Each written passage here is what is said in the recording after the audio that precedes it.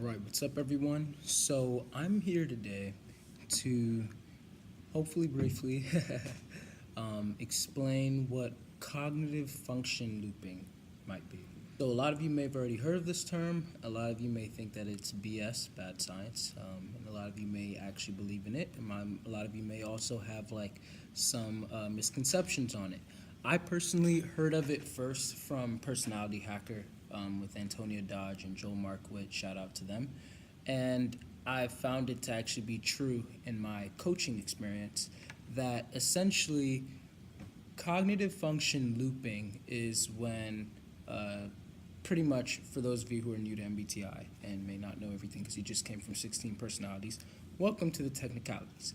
Every type has 4 cognitive functions, and this isn't the dichotomies where it's E versus I, N versus S, F versus T, J versus P. No. This one is actual 4 mental processes that each are doing different things. So you have things such as TI, which is different from TE. TI is introverted thinking, and then TE is extroverted thinking. And although they're both thinking functions, an extrovert can have introverted thinking, and then an introvert could have extroverted thinking. So yeah, that's just a quick little crash course. And if you want more information on that, I have videos explaining these things, as well as the cognitive function axes. I have playlists where they're talking about cognitive functions 101. I break it into very simple terms, and then I go more advanced in my coaching and other stuff. But when you are looping, this is essentially when you are kind of over-relying on your tertiary function as well as your dominant function, and you're not allowing your auxiliary function to center you or to get in enough of a say. The auxiliary function is usually known as the co-pilot function from Personality Hacker, and it's your second function. It has the opposite attitude of your first function. So if your first function is an extroverted function, meaning that it has an E after the first letter, so T-E, F-E, N-E, S-E, then that means your second function will be an introverted function, because the algorithm kind of goes like E-I, E-I, or the other way around. If your first function is an introverted function, then your second function will be an extroverted function, so then you have I-E, I-E. Sounds like I'm talking about socionics. Looping is when you are pretty much over-relying on your tertiary function. And when you are over-relying on that function is there. It's good. Personality Hacker calls it the 10-year-old function. 10-year-olds still say wise things, you know what I mean? They're still pretty intellectual oftentimes. They can be intelligent in their own right, but you don't want them to be driving the car. And if there's another adult there, then why consult more with the 10-year-old than with the adult, rather than having the 10-year-old have a say, but you're focusing more on the other adult whose intelligence is equal to yours. You know what I mean? In that sense, it's when you're skipping past your auxiliary and you're going straight to your tertiary in a way. And I want to clarify something very, very strongly. When I say skipping, when a person is looping through their functions, through their dominant and tertiary functions, this does not mean that they are not using their auxiliary function at all. This does not mean that they're not using their auxiliary function at all. This does not mean that they are not using their auxiliary function at all. I want to make that very clear, because I feel like a lot of people think that, oh, looping is stupid because, oh no, people always use their auxiliary function like this. And it's true. Yes, we are always using our auxiliary function. That's our main, if your dominant function is a judging function, your main perceiving function will be your auxiliary function. Just like if your dominant function is a perceiving function, your main judging function will be your auxiliary function. Now, that doesn't mean that you won't over-rely on your tertiary, and that's what looping is. It's when you're not allowing your auxiliary function to have enough of a say in the decisions that you're making, in your way of life. And so when it comes to looping, then you can have types such as like ENTJs, who when they're looping, then they are in TESE. So that means that these people, they could like be on overdrive in a way. They're not spending enough time to sit and reflect and to think long term about the durability and understand the meaning and implications behind what things are going to be happening, because that's them not necessarily spending enough time with their NI, but they're still using their NI because they're using it kind of like in a one-trick pony way to get the things done.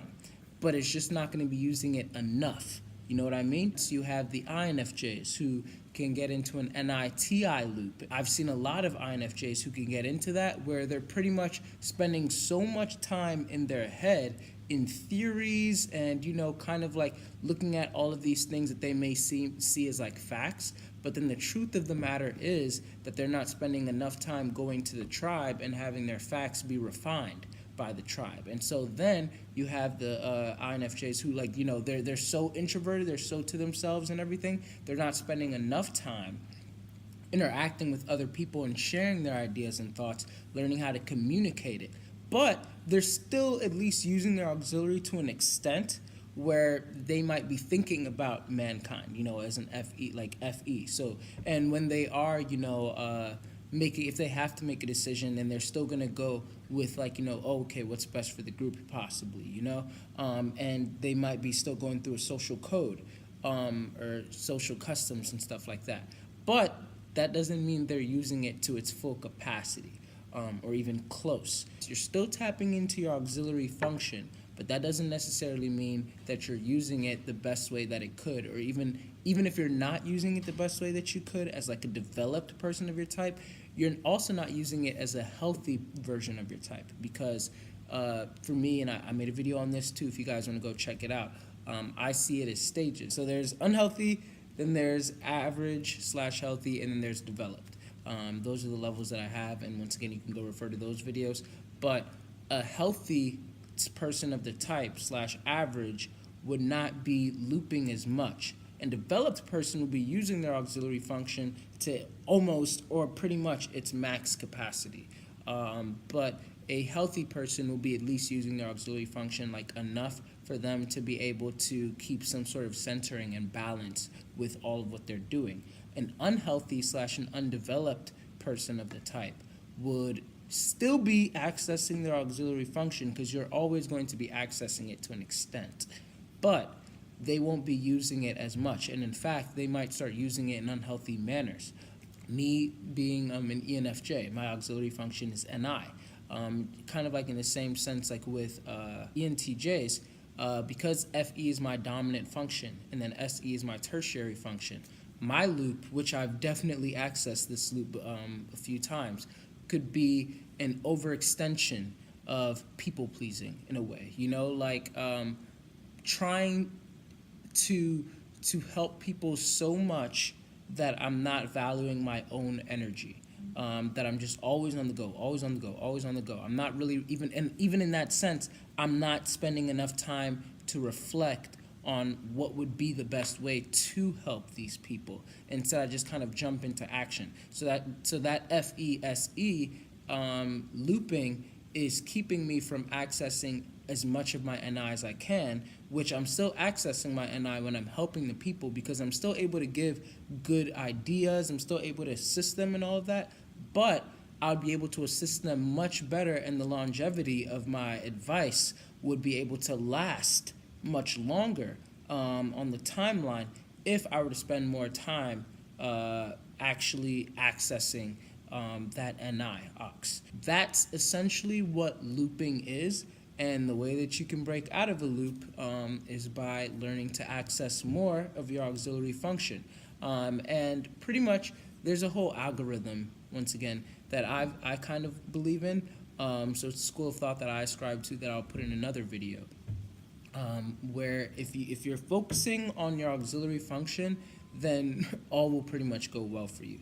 So at the end of the day, I would say to figure out what your auxiliary function is. after you figure out what your type is, and you should be able to figure out what your auxiliary function is. And then always learn how to access that auxiliary function, and allow it to be able to have a balance, a centering in how all of your functions are being are in their dynamic. I think that's about all. So thanks for watching, everyone.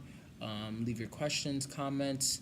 If you want coaching, then be sure to email me.